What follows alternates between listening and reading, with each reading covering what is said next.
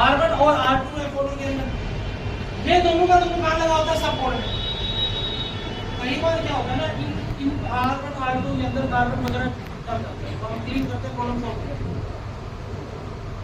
समझ ना मेरी बात। अब यहाँ पे अगर ये R2 खराब हो जाएगा, अच्छा एक चीज है, हाँ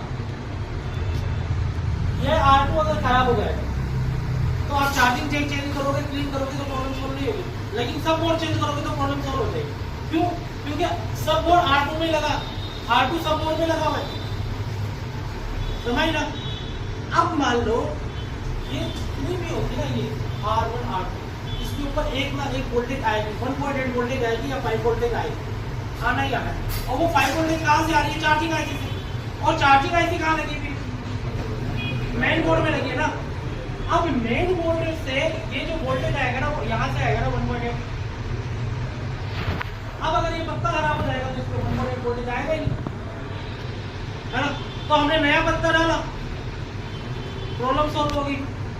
अब अगर मान लो ये चार्जिंग आईसी 1.8 वोल्टेज बनाना ही बंद कर दे, है ना, तो तुम नया पत्ता डाल दोगे तब भी प्रॉब्लम सॉल्व नहीं होगी, समझ ना मेरी बात। तो ये रीजन क्या है कि अगर हम सब बोर्ड चेंज करते हैं तो प्रॉब्लम सॉल्व हो जाती है, और सब बोर्ड चेंज करते हैं फिर भी वही प्रॉब्लम है। तो इसका रीजन ये है कि अगर यहाँ से 1.8 वोल्टेज यहाँ पर जाती रहे तो पत्ता चेंज करोगे 100% सॉल्व है। और अगर ये 1.8 वोल्टेज मिस होगी या आईसी कूलर पर प्रॉब्लम आएगी तो जाहिर सी बात है 1.8 वोल्टेज पहुंचेगा नहीं। बिल्कुल, आपको क्या करना है, आपने सब बोर्ड चेंज करा और सब बोर्ड चेंज करने के बाद भी सेम प्रॉब्लम है, तो आप क्या करोगे, ये चेक करोगे R1 पे 1.8 वोल्ट आ रहा है या नहीं।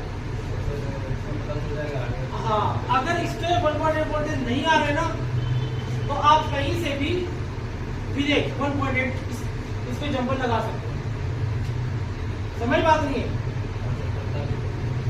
पत्ता चेंज कर दो, कई बार कर दो, पत्ता चेंज करने के बाद भी नहीं आती। क्यों नहीं आती? क्योंकि आईसी बनाई गई 1.8। तो तुम क्या करोगे, कहीं से पीसीबी बोर्ड पे चार्ज पे लगाना, और चार्ज पे लगाने पर कहीं पर भी अगर 1.8 वोल्टेज बन रहा है ना, उस 1.8 वोल्टेज को सीधा इसके जंपर लगा देना, प्रॉब्लम सॉल्व। समझ बात नहीं है।